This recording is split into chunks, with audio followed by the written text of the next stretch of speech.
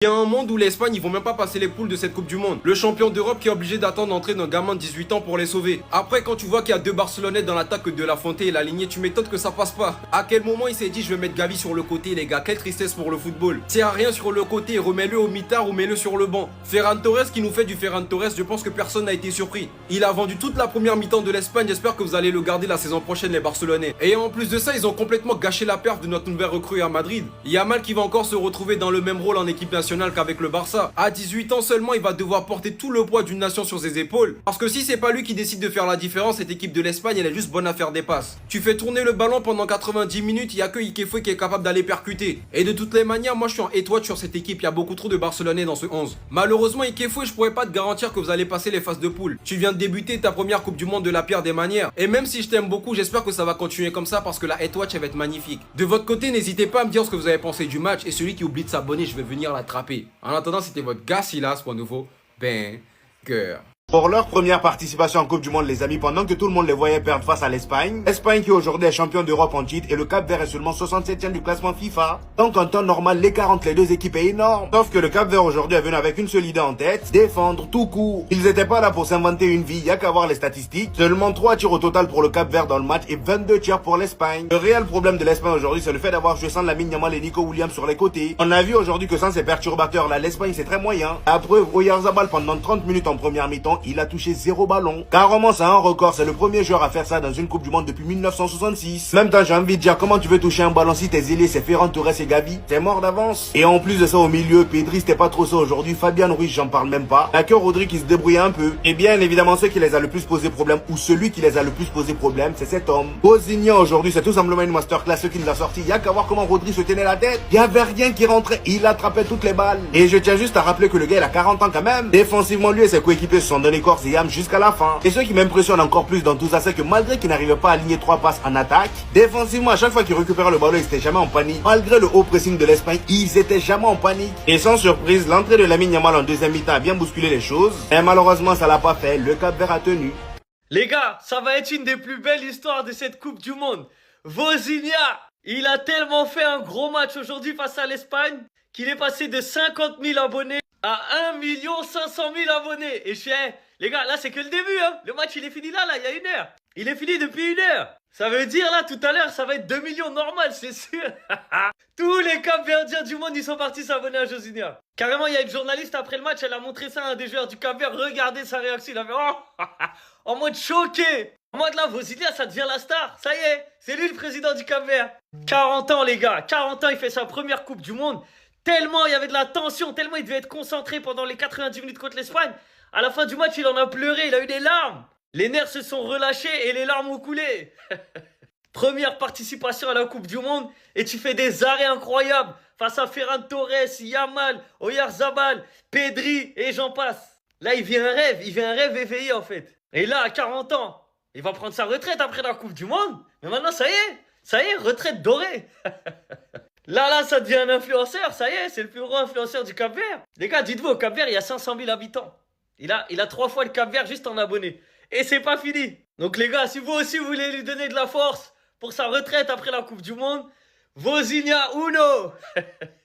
Tous les imbéciles qui hurlent partout que les joueurs du Paris Saint-Germain sont des joueurs de système. J'espère que vous avez vu le match de l'équipe d'Espagne. Ça, ce sont des joueurs de système. L'équipe d'Espagne et les Espagnols en général en sont remplis. Le jeu espagnol est connu du monde entier aujourd'hui comme étant un jeu de position. Tous les joueurs espagnols naissent littéralement dans ce football. Vous pouvez mettre n'importe quel joueur espagnol dans le système de Luis Enrique. Il sera bon. Il sera pas exceptionnel, mais il sera bon. Parce qu'encore une fois, c'est quelque chose qui est son essence pure. C'est un système dans lequel il a grandi, donc forcément, il le connaît par cœur. Mais ce que vous avez l'air d'avoir oublié là, tous ceux qui ouvrez vos gorges, c'est que les joueurs du Paris Saint-Germain, ils n'ont pas forcément été bons de 2023 à 2025. Le système de Luis Enrique, le système espagnol, il a été extrêmement difficile à intégrer et surtout à comprendre. Prenez le cas de Désiré Doué par exemple, qui a mis 6 mois avant de comprendre ce que Luis Enrique attendait de lui sur un terrain. C'est aujourd'hui, il est exceptionnel dans ce système. C'est sûrement l'un des joueurs qui a eu le plus de mal à le comprendre. Alors que vous pouvez mettre n'importe quel joueur espagnol à la place de Désiré Doué, le système de Luis Enrique, il l'aurait l'aurait compris dès le jour 1, mais est-ce qu'il aurait fait les mêmes différences que Désiré Doué dans ce système? Eh ben, je suis pas sûr. Les autres exemples, ce sont évidemment Ousmane Dembélé et Vitinha qui ont dû changer de poste pour que leur qualité se marie parfaitement avec le système, mais surtout dans des postes clés où leurs qualités font les différences. Luis Enrique, il a été le coach de l'Espagne avant, non? Vous pensez vraiment que s'il avait pas eu des joueurs aussi forts en termes de vitesse, de percussion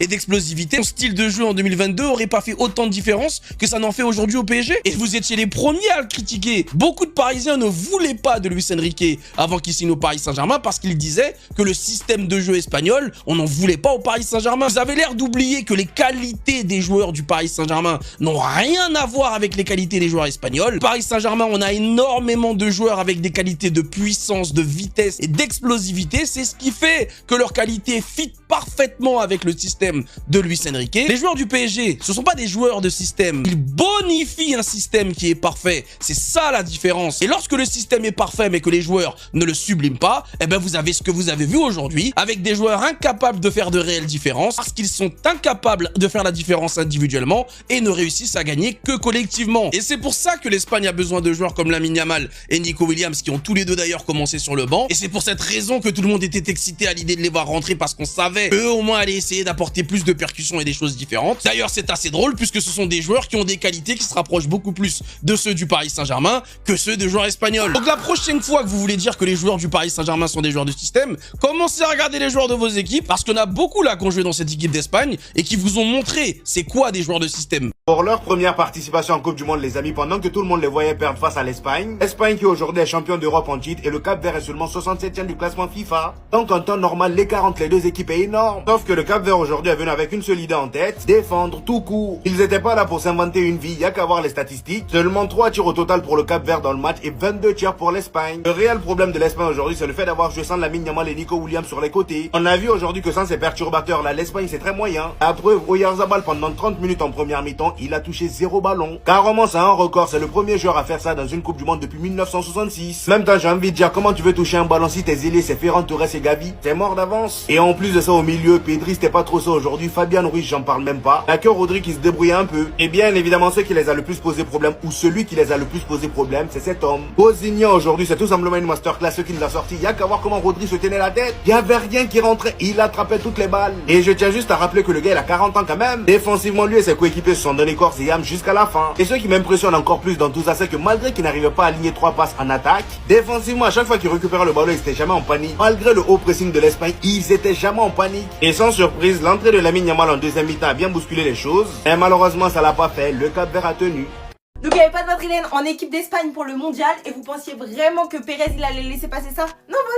Non voilà, il a sorti le chèque maintenant. En plus si vous saviez comment ce transfert il me rend heureuse pour 3 raisons. Déjà la première pour le joueur qui est Marc Cucurella, déjà. Plus c'est un profil, voilà, on est un peu fébrile et je sais que tonton José ne compte ni sur Franck Garcia ni sur Mendy. Bon Mendy je peux comprendre et Carreras je sais pas. Et surtout la deuxième raison qui me rend heureuse c'est parce que l'Atlético et le FC Barcelone étaient sur le dossier. Voilà allez hop. J'aime quand on gagne des batailles face aux Hops. Et la troisième raison et la plus évidente c'est est-ce qu'on a entendu parler de rumeurs de transfert? Non. Merci, rendez-nous le football comme ça, le football on a des transferts surprises, ça me fait penser à Kamavinga. En fait des bons comme ça, moi j'en ai besoin quand même. Alors qu'on pensait tous que Pérez était finito sur ce mercato, c'est Bernardo Silva, à voir ce que ça va donner vu son âge. Dumfries, Konaté, bon Konaté j'avoue je suis un petit peu... Et maintenant Cucurella pour, il me semble 5 ou 6 ans pour 50 millions. Fais-le Pérez d'avoir pensé que tu étais définitivement bon pour le placard. Tu n'es peut-être pas surveillé parce qu'en fait c'est l'un des premiers mercatos depuis longtemps où on recrute à des postes où on a besoin, c'est-à-dire défenseur latéral, milieu de terrain. En fait c'est là on a besoin de